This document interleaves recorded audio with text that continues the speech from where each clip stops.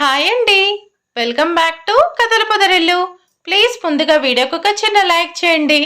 లైక్తో పాటు హైప్ ఇవ్వండి. కొత్తగా ఎవరైనా మన ఛానల్ని చూస్తే ప్లీజ్ సబ్స్క్రైబ్ చేసుకోండి. ఈరోజు కథ యారగెంట్ హస్బెండ్ ఎపిసోడ్ నెంబర్ 40. కథను రచించిన వారు చిన్ను గారు, వాయిస్ ఓవర్ శ్వేత. ఇక కథలోకి వెళ్ళిపోదాం.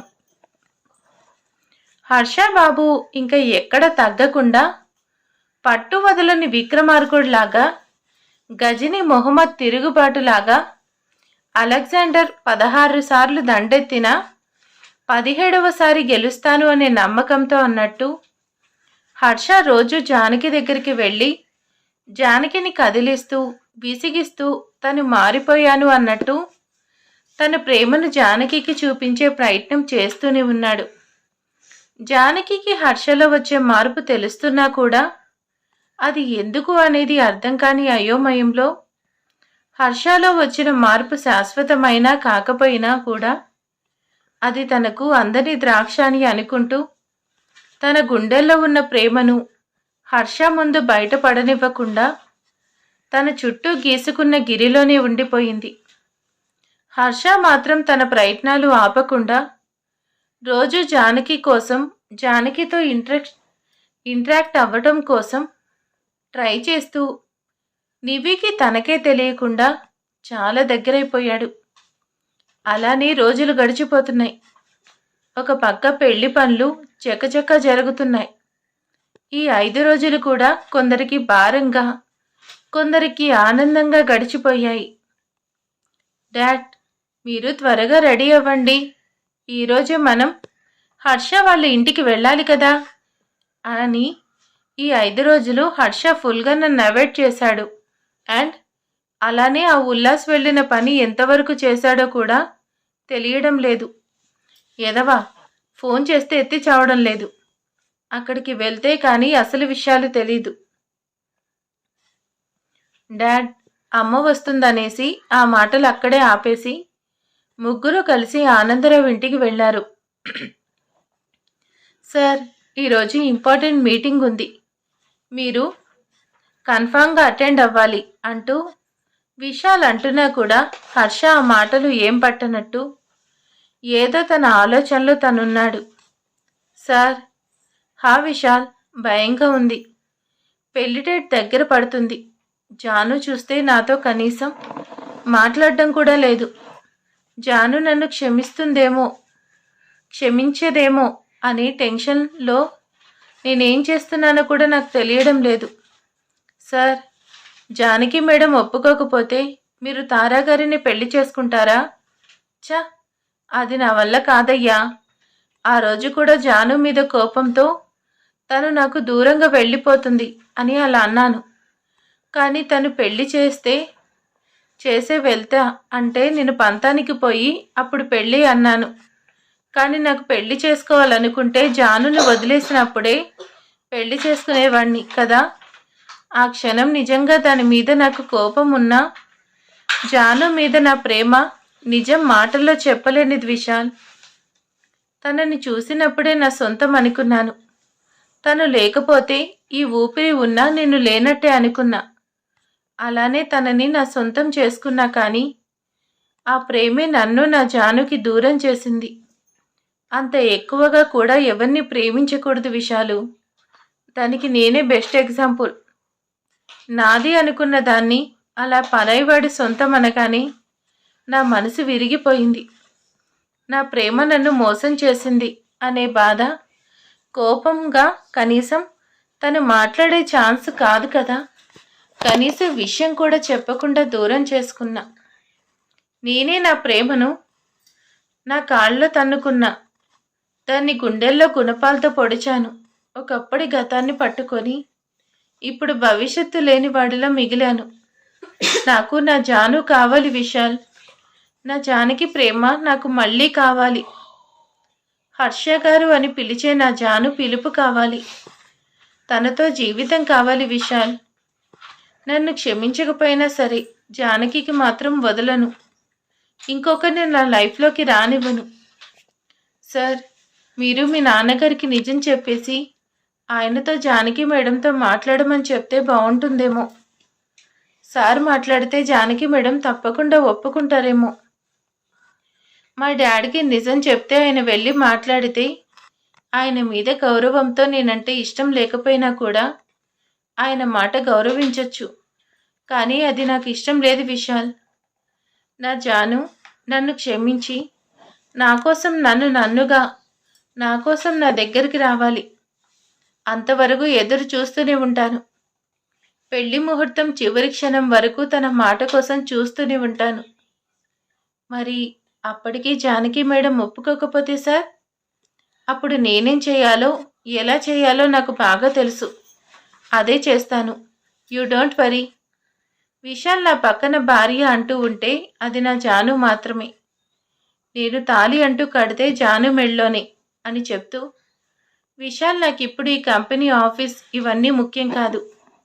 నా జాను మాత్రమే. ఆ మీటింగ్స్ అండ్ వర్క్ ప్రెషర్స్ అవన్నీ ఇప్పుడు నా వల్ల కాదు.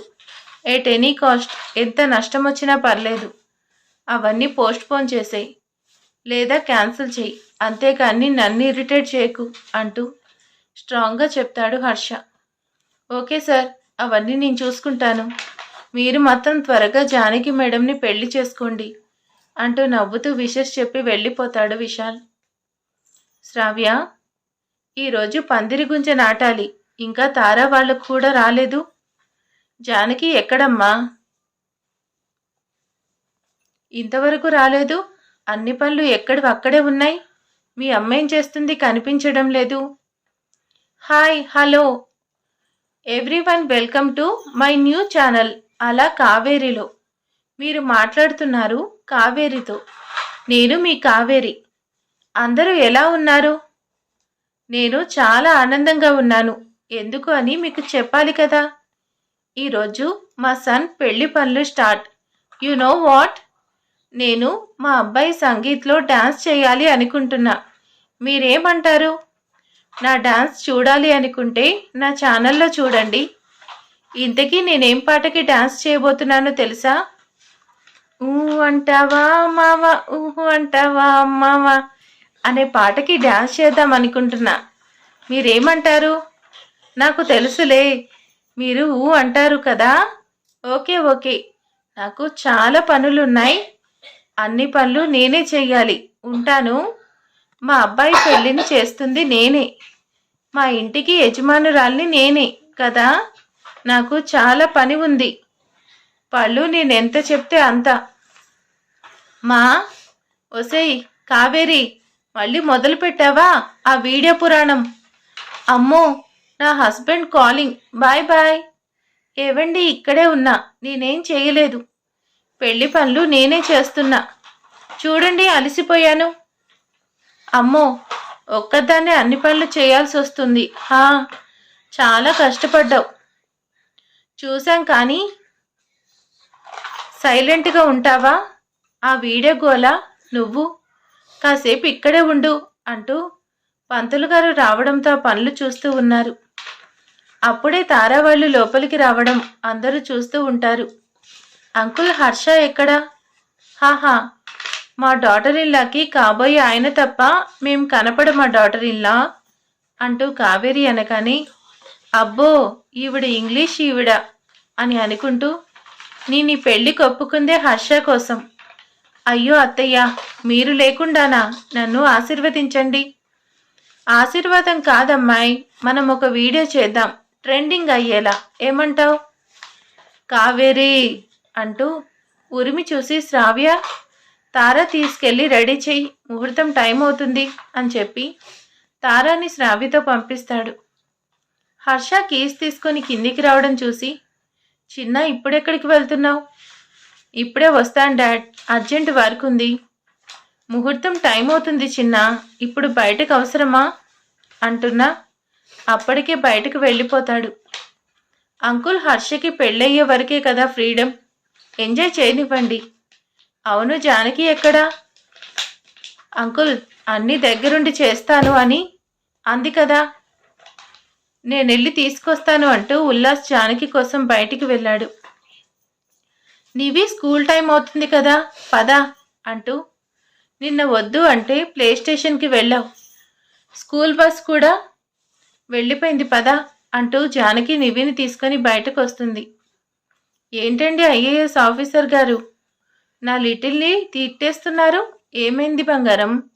మీ అమ్మ అంతలా తిడుతుంది నిన్ను అంటూ డోర్ దగ్గరకు వచ్చిన జానకిని చూస్తూ అడగగానే జానకి డోర్ దగ్గరే ఆగిపోయి వచ్చేశారు అని అనుకుంటూ, ఏంటి మీరు ఇక్కడికి వచ్చారు?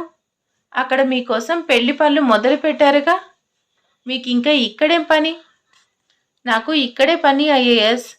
సరే మన అమ్మాయిని ఎందుకు తిడుతున్నావు? మనమ్మాయా? చచా సార్, మనమ్మాయి ఏంటి? నా కూతురు నివి. నువ్వు పద, స్కూల్కి టైం అవుతుంది. చాక్లెట్ అమ్మ నన్ను తిడుతుంది. నిన్న మనం ప్లే స్టేషన్కి వెళ్ళాం కదా, అందుకే నేను లేటుగా లేచాను. అమ్మ నన్ను తిడుతుంది. School bus వెళ్ళిపోయిందనేసి కోప్పడుతుంది. అచ్చచ్చో, నా లిటిల్నే తిడుతుందా? అయినా స్కూల్ బస్ వెళ్ళిపోతే ఏంటి బంగారం, నేనున్నాగా. నేనే నిన్ను స్కూల్లో డ్రాప్ చేస్తాను పదా. ఏం అవసరం లేదు, నా కూతుర్ని నేనే డ్రాప్ చేస్తాను. లిటిల్ నువ్వు వెళ్ళి కారులో కూర్చో బంగారం, నేను మీ అమ్మకి చెప్పి ఒప్పించొస్తాను అంటూ నివ్వి వెళ్ళగానే, Harshit sir, you crossing your limits. I know my limits జాను. సరే నేను తీసుకెళ్తానులే. ఈరోజు టిఫిన్ ఏం చేసావు? నాకు చాలా ఆకలిగా ఉంది.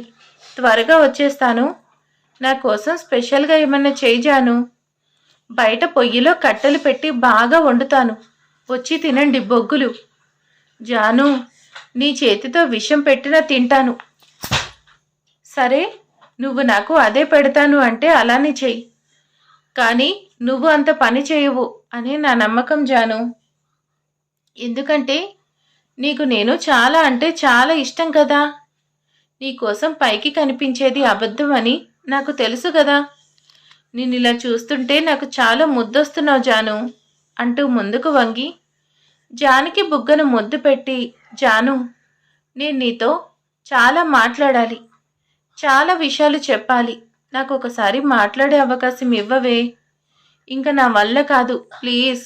వస్తాను, బాయ్ అంటూ ఆగకుండా వెనక్కి తిరిగి చూడకుండా కారులో ఎక్కేసి బయటకు వెళ్ళిపోతాడు. ఈయన నాతో ఏం మాట్లాడాలి, అసలేం మాట్లాడాలి అంటూ హర్ష ముద్దు పెట్టిన బుగ్గని తడుముకుంటే, తనకే తెలియకుండా తనలో తనకే తెలియని సిగ్గొచ్చేస్తుంటే, క్షణంలో ఆ సిగ్గుపోయి వెంటనే బాధ వచ్చి చేరుతుంటే అక్కడి నుంచి లోపలికి వెళ్తుంది. అప్పటి వరకు చెట్టు చాటున ఉన్న ఉల్లాస్ అదంతా చూస్తూ, తారా ఇద్దరు విడిపోయారు అంది. కానీ ఇదేంటి, ఇక్కడేం జరుగుతుంది? హర్ష జానకికి ముద్దు పెట్టాడు. జానకి ఏం మాట్లాడడం లేదు. ఇప్పుడు హర్ష జానకితో ఏం మాట్లాడాలి అంటున్నాడు. ముందు విషయాన్ని తారాతో చెప్పాలి అనుకుంటూ, ఇంట్లో ఎవరూ లేరు, ఒకసారి ఓ చూపు చూస్తే పోలేదా అంటూ జానకి కోసం లోపలికి వెళ్తాడు. జానకి గారు, మీరేంటిక్కడ? ఏం కావాలి?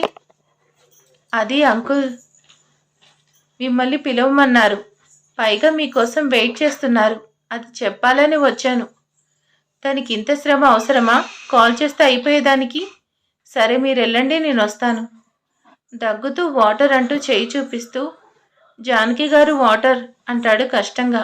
ఉండండి వస్తాను అంటూ లోపలికి వెళ్ళి వాటర్ తీసుకొచ్చి ఉల్లాస్ చేతికి ఇస్తుంటే, ఉల్లాస్ కావాలని జానకి చేతులు తాకుతూ గ్లాస్ తీసుకుంటుంటే జానకి గ్లాస్ ఇచ్చేస్తుంది ఇబ్బందిగా.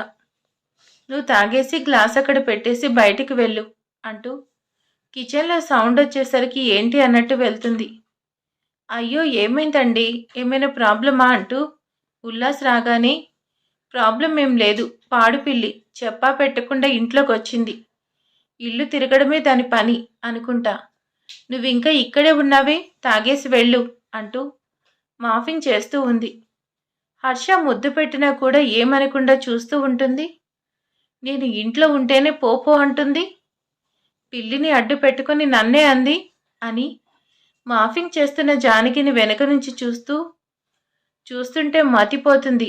దీన్ని ఎలా వదిలేశాడు అసలు? నేనైతే అబ్బా ఇంకా ఆగలేను, ఒక్కసారన్న దీన్ని పట్టుకోవాలి అంటూ మెల్లిగా వెనక నుంచి జానకిని పట్టుకోవాలన్నట్టు ముందుకొస్తూ జానకి నడుం మీద చూపు పడుతుంటే జానకి వెనక్కి వచ్చి పైనుంచి కిందకి స్కాన్ చేస్తూ ఉంటే సడన్గా జానకి వెనక్కి తిరిగి నువ్వేంటిక్కడా అంటూ కోపంగా చూస్తుంది. అది అది క్లాస్ ఇద్దామని వచ్చాను అంటూ క్లాస్ ఇస్తూ ఫ్లోర్ జారిపోతుంటే జానకి మీద పడిపోతాడు. ఉల్లాస్ పడిపోవడం చూసిన జానకి పక్కకు జరిగేస్తుంది. స్లిప్ అవుతున్నట్టు నాటకం ఆడేసి జానకిని పట్టుకోవాలి అనుకున్న ఉల్లాస్ జానకి పక్కకు జరగడంతో ప్లాన్ ఫ్లాప్ అయింది. అనుకునే లోపే బకెట్ కాలికి తగిలి నిజంగానే ముందుకు పడి ముక్కు వెళ్ళి సింకుకి తగిలి బ్లడ్ వస్తుంది. ఆ అమ్మా! అయ్యయ్యో! దెబ్బ బాగా తగిలినట్టుంది. అందుకే అడుగు వేసే ముందు ఆచితూచి అడుగు వేయాలి. లేకపోతే ఇలానే అవుతుంది. రాకూడని ప్లేస్కి ఎప్పుడు రాకూడదు.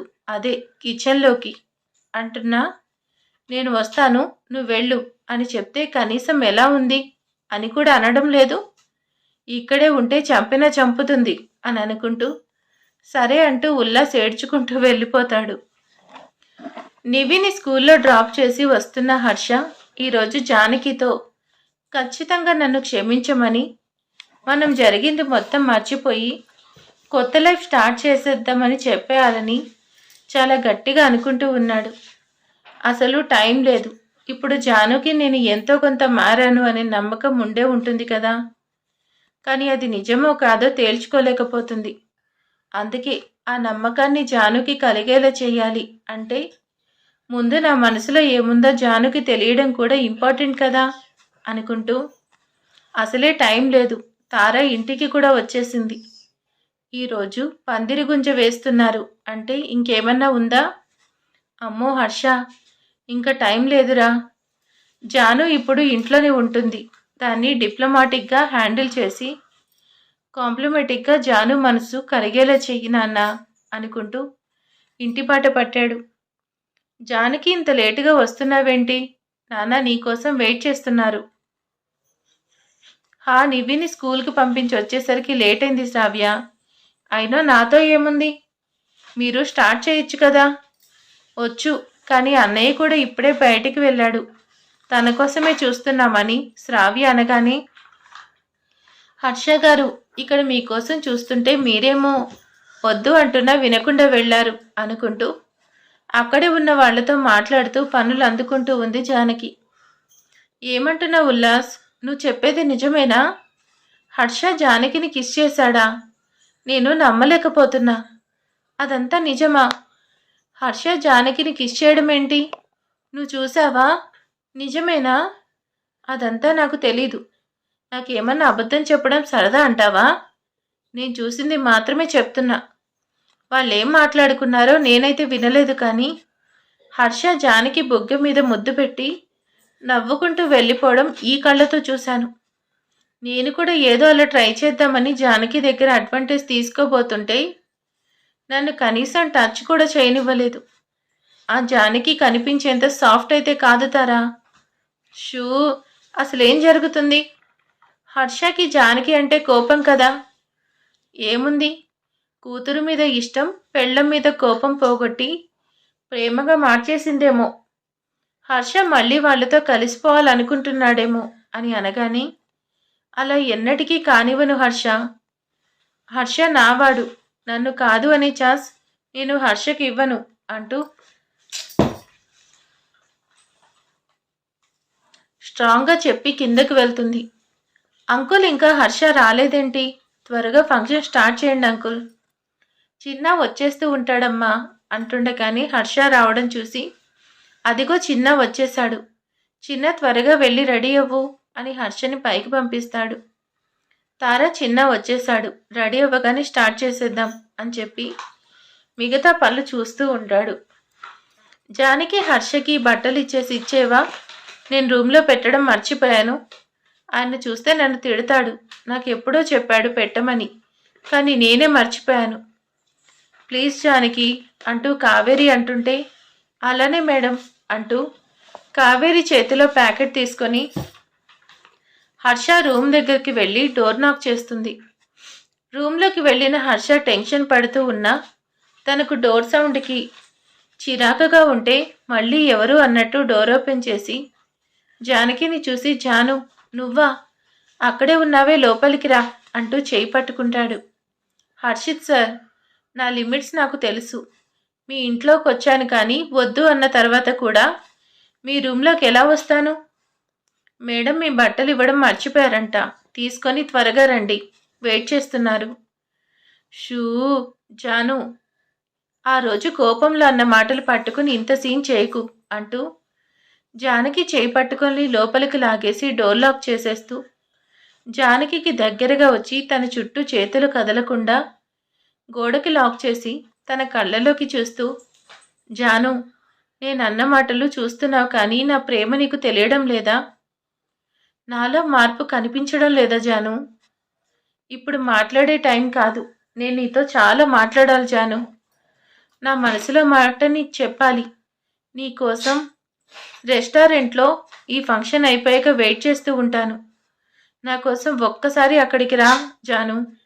నీకోసం వెయిట్ చేస్తూ ఉంటాను. ప్లీజ్ నన్ను అర్థం చేసుకోవే, ఇంకా నా వల్ల కాదు అంటూ అప్పటికే హర్ష ఊపిరికి అదురుతున్న జానకి పెదాల మీద కిస్ చేసేస్తాడు. సడన్గా హర్ష అలా చేసేసరికి జానకి హర్షని వెనక్కి నెట్టేసి అక్కడి నుంచి డోర్ తీసుకుని బయటకు పరిగెడుతుంది. హర్ష వెళ్తున్న జానకిని ఓరగా చూస్తూ తన లిప్స్ని చేతితో టచ్ చేస్తూ, జాను ధైర్యం చేసి ముద్దు పెట్టాను, మొత్తానికి నువ్వు అక్కడికి వస్తే చాలు అనుకుంటూ జానకి కింద పడేసిన కవర్ తీసుకొని ఫ్రెష్ అవ్వడానికి వెళ్ళి కాసేపటికి కిందకి వస్తాడు. హర్ష రూమ్ నుంచి బయటకైతే రాగలిగింది కానీ హర్ష ఇచ్చిన షాక్ నుండి మాత్రం బయటకు రాలేకపోయింది. గుండె దడ పెరిగిపోతుంది. పెరిగే గుండె దడని చేతితో అదుపు చేసుకుంటూ ఉంది. జానకి అన్నయ్యను టైం అవుతుంది, త్వరగా రమ్మని పిలుస్తున్నారు, నువ్వు వెళ్ళి పిలువవా? నేనా? లేదు లేదు, ఎవరి అన్నయ్యలను వాళ్ళే పిలుచుకోవాలి, వేరే వాళ్ళు పిలవకూడదు, నువ్వే వెళ్ళు. షూ, అది కాదు జానకి, అన్నయ్య నాతో మాట్లాడడు, అయితే నువ్వు చెప్పేది వింటాడు కదా, వెళ్ళు అంటూ ఇద్దరూ అనుకుంటూ ఉండగానే హర్ష స్టెప్స్ దిగుతూ రావడం చూసి, అదిగో మీ అన్నయ్య వచ్చేస్తున్నాడు, నేను వెళ్తున్నా అంటూ జానకి అంతకంటే ఫాస్ట్గా స్టెప్స్ దిగేసి కిందకు వెళ్తుంది. ఈరోజు జానకికి ఏమైంది అలా చేస్తుంది అని అనుకుంటూ శ్రావ్య వెనకే వాళ్లను చూస్తూ హర్ష ముగ్గురు బయటకు వస్తారు. చా, ఇప్పుడు నేను తారా పూజ చేయడం ఏంటి? లేదు లేదు, నేను తారాతో పూజ చేయను, నాకు ఇష్టం లేదు, ఎలా ఈ పూజ నాపాలి అని అనుకుంటూ వాళ్ళ దగ్గరికి వెళ్తాడు. చిన్న వచ్చావా? పంతులు గారు త్వరగా కానివ్వండి. అప్పటికే తార అక్కడ ఉండడంతో చిన్న వెళ్ళి తార పక్కన కూర్చో అంటూ చెప్పగానే, హే డాడ్ అంటూ జానకి కోసం మొత్తం చూస్తున్నాడు. కానీ జానకి ఎక్కడో దూరంగా ఉండడం చూసి, డాడ్ 1 మినిట్, నా పెళ్లి చేస్తానని జానకి ఏంటి ఎక్కడో ఉంది అని అనగానే ఆనందరావు జానకి అంటూ పిలిచి పూజ దగ్గర కూర్చోపెడతారు. హర్ష జానకి వైపు చూస్తూ లిప్స్ సున్నాలా చుడుతూ నాలుకతో లిప్స్ టచ్ చేస్తూ నవ్వుతుంటే జానకి తల తిప్పేస్తూ పక్కకి చూస్తుంది. వాళ్ళిద్దరిపైన చూపు నిలిపిన ఉల్లాస్ అదంతా చూస్తూ తనకు మాత్రమే హర్ష ఇంటెన్షన్ అర్థమవుతుంటే ఇద్దరిని చూస్తున్నాడు. మిగతా వాళ్ళు పూజ చూసుకుంటూ ఇదేమీ తెలియక వాళ్ళ పనుల్లో వాళ్ళు బిజీగా ఉన్నారు. బాబు, ఇద్దరూ కలిసి పందిరి గుంజ నాటండి అన్న మాటకు హర్ష ఒకవైపు కంగారు కానీ ఆపగలను అనే కాన్ఫిడెంట్ మెల్లిగా పక్కనే ఉన్న దీపం కుంది వైపు చూసి ముందుకొస్తున్నట్టు అడుగు వేసి తూలి పడుతున్నట్టు ముందుకు పడబోయి షార్పుగా ఉన్న దాని మీద చెయ్యి వేసేస్తాడు. మరి అక్కడ ఏం జరగబోతుంది? హర్ష అనుకున్నది జరుగుతుందా? జానకి బెడ్రూమ్లో చెప్పాడు కదా ఒక హోటల్కి రమ్మని, మరి జానకి వెళ్తుందా అనేది నెక్స్ట్ ఎపిసోడ్లో తెలుసుకుందాం. Thank you.